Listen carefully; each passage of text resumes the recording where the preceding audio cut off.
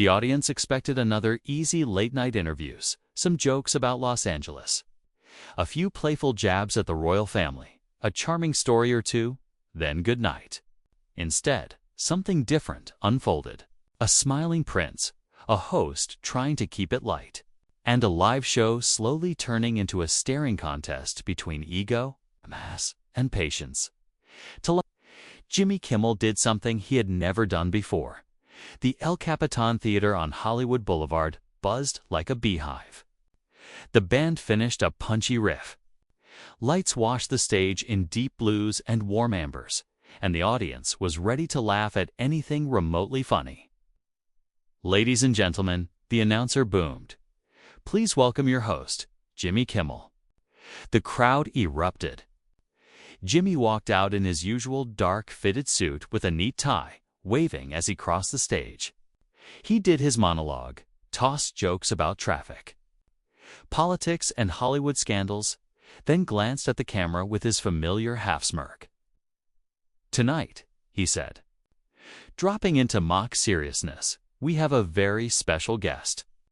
You may know him from the British royal family, a Netflix documentary, multiple interviews about the British royal family, a book about the British royal family, and, of course, his ongoing side career as California's most publicly relocated citizen."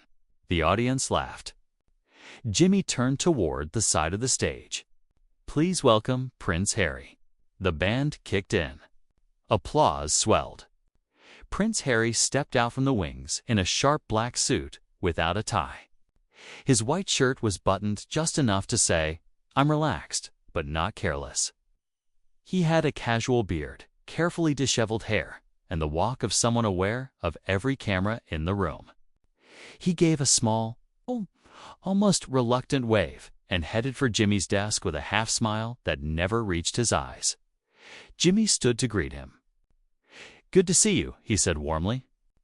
Harry shook his hand briefly. "Yeah," he replied. "Sure." The audience clapped uncertainly. Harry sat on the guest chair, leaning back, one ankle resting on the opposite knee. Jimmy sat, shuffling his notes. "So," Jimmy said, "how's Los Angeles treating you?" Harry shrugged.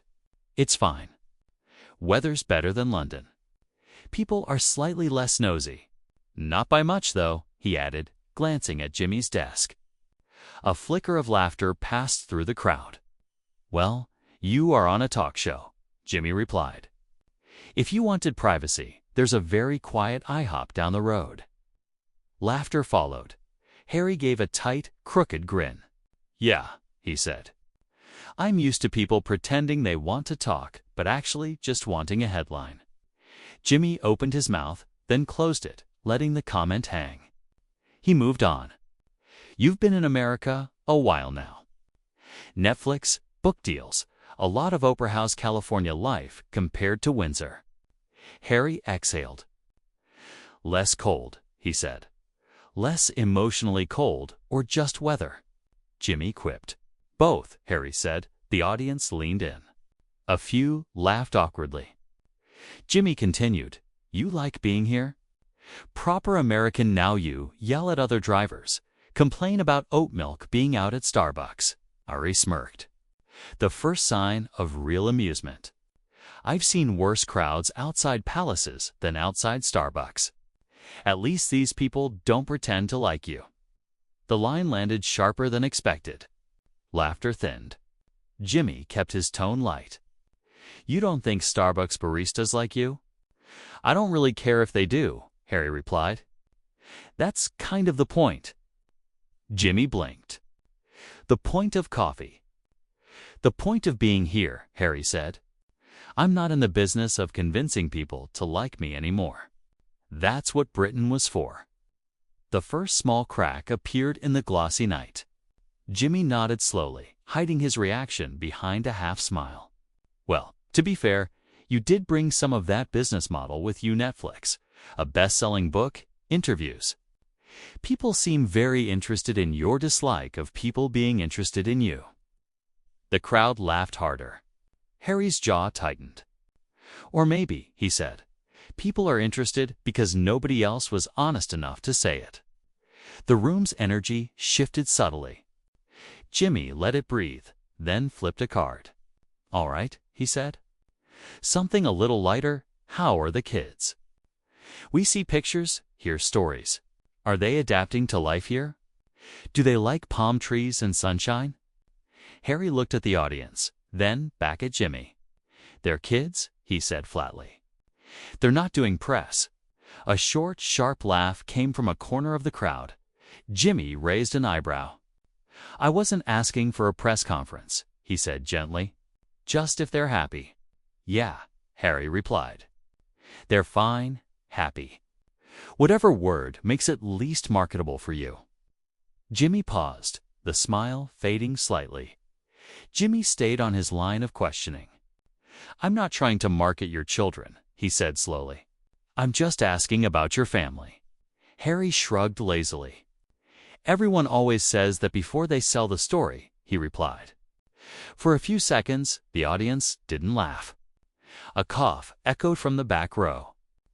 The band shifted slightly. Jimmy tapped his card lightly against the desk. "'Kay," he said. "So, you're very protective. I get that. Let's talk about something you've chosen to put out there." He held up the next card. "Your book." Groans and applause mixed from the crowd. "Ah, yes," Jimmy said. "That little paperback therapy session you did." The audience roared with laughter. Harry didn't. He stared at Jimmy, lips pressed into a thin line. "You read it?" Harry asked. Jimmy hesitated. "I read parts of it," he admitted. "It's long. I have a show, and kids, and, a life." More laughter. Harry didn't smile. "Right," he said. "So, you didn't read it, but you talk about it." Jimmy lifted a brow. "We're in Hollywood," he replied. "That's kind of the job description." A few people cheered. Harry gave a slow, sarcastic clap, quiet enough to be disrespectful. "Impressive," he said. "Commentary without context. You'd do great in the British press." The tone dipped. Jimmy took a breath, keeping his voice light. "Okay," he said. "Let's go there. The British press, you've talked a lot about them. Complicated relationship. Any part of you miss the old life? The structure, the security, the castles?" Harry chuckled once, humorless. "I miss the parts that weren't rotten," he said. "Unfortunately, those were outnumbered, and your family." Jimmy asked gently, "Do you miss them?" Harry's eyes hardened. "You sound like every interviewer who wants a redemption arc," he said. "It's not going to happen just because it makes good ratings." The audience murmured. The laughter had mostly vanished, replaced by tension. Jimmy held up a hand. "I'm not looking for a redemption arc," he said. "I'm just asking. Do you miss your brother, your father?" Harry gave a cold half-smile. "I miss people who acted like family," he said. "I don't miss institutions with better PR than conscience." A low "oh" echoed from the crowd. Jimmy looked at him carefully. "Do you think there's a path back?" he asked. "Not to the institution, just to the people." Harry's eyes flashed with irritation. "Everyone loves that question," he said. "It keeps the fantasy alive that I'll go back. Say sorry, pose for a Christmas photo, and you all get your little fairy tale ending. It's boring." The word hung in the air like an insult aimed at the entire room. Jimmy shifted in his chair. "All right," he said slowly. "No fairy tale. What do you want people to take away from everything you've said? The interviews? The book? Tonight? This conversation?" Harry answered quickly. "That I'm done performing for them." The irony rippled silently through the audience. Some exchanged looks. A woman in the front row folded her arms. Jimmy, the comedian momentarily gone, spoke as a professional host who knew a line had been crossed. "You do realize you're on national television right now," he said quietly. "This is still a performance." Harry looked back with cool defiance. "No," he said. "This is me tolerating questions long enough to remind people I don't owe them anything." The band members glanced at each other. A stagehand froze just off camera. Somewhere in the control room, a producer muttered, "Oh, come on." Jimmy let out a slow breath and smiled for the audience, pulling the mood back with muscle memory. "Well," he said, attempting lightness, "we're off to a bright and cheerful start, aren't we?" The audience laughed, but it felt like a warning. For the first time that night, everyone sensed if Prince Harry wasn't just being edgy or honest. He was agitated. Jimmy's patience, though intact, had begun to fray. The applause sign flashed mechanically. The audience clapped louder than they felt. Jimmy smiled through it, eyes on Harry as the band wrapped up a quick transition riff. "So," Jimmy said, adjusting the note cards, "let's talk about someone people are even more obsessed with than you." He paused for effect. "Meghan?" The audience reacted: cheers, murmurs, some scattered boos muffled under the noise. Harry's jaw twitched almost imperceptibly. "Oh, good," Harry said dryly. "We've reached the part where you pretend you didn't book me just to say her name into a microphone." A flicker of tension rolled through the room. Jimmy pushed a smile. "I'd like to think you're interesting on your own," he said. "But I also like ratings, so let's split the difference." The crowd laughed. Harry didn't. "She's my wife," Harry said, voice clipped. "Not a segment." Jimmy nodded. "Absolutely. And that's why I'm asking about your actual life, not your PR reel. How is she? How is life together here in Los Angeles? Let's be honest, half royalty, half Netflix brand." Harry leaned back further in his chair, the black suit stretching with the movement. He looked at Jimmy with a smile that wasn't friendly. "She's fine," he said. "We're fine. America loves us." "Isn't that the headline you want?" Jimmy exhaled through his nose. "I was hoping for a little more than fine," he said. "Maybe a story, a moment. Something human." Harry tilted his head. "Funny," he replied. "I did the emotional exposure thing, wrote a book. Did the interviews, cried about trauma. Everyone called me weak or manipulative. Now you want another moment." He gestured toward the audience. "Sorry," he added. "I'm fresh out of emotional content for people who rate it out of 10. The line drew a mix of laughs and winces. Jimmy watched him for a beat. "Okay," Jimmy said. "So the emotional pantry is closed." "Very," Harry said, still. Jimmy continued in that practiced late-night tone that made confrontation sound like banter. "You do live a life people are curious about. You've got little kids growing up in America, a marriage constantly in the spotlight, a weird cross-continental identity. That's not nothing." Harry shrugged. "People are curious because they're bored," he said. "I don't have to feed that, but you do." Jimmy pointed out calmly. "That's what every deal you've signed is, feeding curiosity." The audience hummed with that line. Harry's eyes hardened briefly. "You say that like I don't get anything out of it," he said. "I do. I get control." Jimmy raised an eyebrow. "You sure? Because this doesn't look very controlled." A ripple of laughter crossed the crowd. Harry's expression went flat. "Cute," he said. "Late-night jab. Good for the monologue." Jimmy let out a small sigh, still smiling, and shifted topics. "You mentioned people expecting a fairy tale," he said. "Let me ask something that maybe isn't about castles or crowns, just marriage. Is it easier here, being a husband in America, than a prince in the UK?" Harry's gaze flickered briefly, caught off guard by the simplicity. Then the wall went back up. "It's easier being a human when people stop demanding I play a role for their nostalgia," he replied. "So yes, easier." Jimmy nodded. "And as a father?" Harry's shoulders tensed. "I'm a good father," he said sharply. Jimmy held up both hands. "I didn't say you weren't. I asked what it's like." It's private, Harry snapped. That's what it's like. The audience quieted again. Jimmy's smile thinned. For someone who's done multiple public sit-downs, a global documentary, and a memoir, you're suddenly very allergic to questions. I'm allergic to interrogation disguised as interest, Harry retorted. Jimmy looked at him steadily. Do you think anyone can ask you anything without you seeing it as an attack now?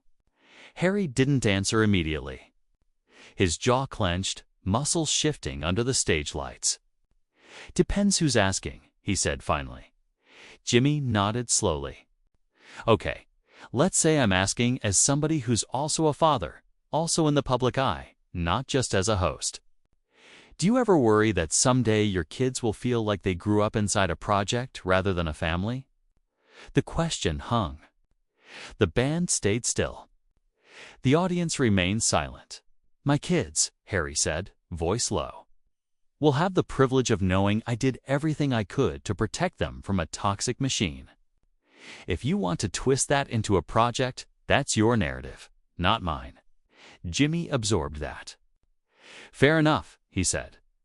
But they'll also grow up seeing their parents' lives on screens. Your pain, your anger, your family fights. That's part of the deal, too. You put it out there. Harry leaned forward, relaxed posture gone. I put out what was necessary, he said. You don't get to decide what that cost was. Jimmy nodded, eyes sharper now. Let's talk about cost, he said quietly. Not just yours, your family's. He flipped to another card but didn't look down. Your mother? Jimmy said. The audience made a small collective sound like a held breath. You've talked about her a lot, about how the press treated her, about how the institution treated her. Do you ever worry you've become addicted to fighting ghosts no one else is still chasing? Harry's expression shifted for the first time into something like genuine offense. That's disgusting, he said. Jimmy didn't flinch. It's a question, he replied. You've said again and again how much Diana's story shaped you, how much you hate seeing history repeat. But sometimes, doesn't holding on become its own trap? Harry's voice dropped. My mother died because people wouldn't leave her alone, Harry said. If you think for a second, I'm going to let go so the same people can rewrite her memory. Jimmy cut in gently. I'm not asking you to forget her, he said. I'm asking if you know how to live without constantly weaponizing what happened to her. The word weaponizing landed like a slap. Harry stared at him, breathing a little harder. You have no right to talk about my mother like that, he said. You never knew her. You only know the headlines. Jimmy's voice softened. You're right. I didn't know her. I only know what she meant to a lot of people watching this right now, people who loved her because she seemed human in a world that wasn't. Harry's nostrils flared. And now you want to turn her into a segment too, he said bitterly. Of course you do. Jimmy shook his head. No, he said. I want to understand the man sitting in front of me who's still bleeding every time her name comes up.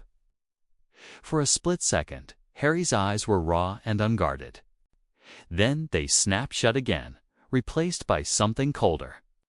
What you want, he said, is a moment, a clip, a viral tear. I'm not giving it to you. Jimmy's shoulders sank slightly. I wasn't asking you to cry, he said softly. I was asking you to be honest without attacking everyone in the room. The audience murmured in agreement. Harry heard it, his expression sharpening. Right, he said. Because heaven forbid a royal actually have boundaries. Jimmy smiled sadly. Boundaries are one thing, he said. Contempt is another. That line didn't get a laugh. It got silence. Harry looked at him, irritation open. You invited me here, he said. You knew what you were getting. Jimmy nodded once. You're right, he said. I did. He glanced at the camera briefly. Then back at Harry. But I also thought you might still be capable of a conversation that wasn't just you proving how far above all of this you think you are. The studio felt smaller, denser somehow. Harry's reply was soft but razored. "Maybe," he said. "I'm just finally done pretending this circus deserves respect." Somewhere in the control room, a producer swore under their breath. This wasn't going to burn out quietly. It was going to break.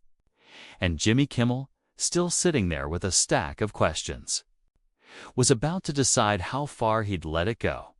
The band's soft transition music faded awkwardly as the camera returned to a tighter shot of the desk. Jimmy shuffled his cards, then set them down deliberately. His tone was measured, careful, almost surgical. "All right," he said. "Let's talk about something you've managed to keep at arm's length tonight, your brother." A quiet wave passed through the audience. Some leaned forward instinctively. William Jimmy continued gently. "People still talk about the two of you like you're frozen in time as kids walking behind that coffin.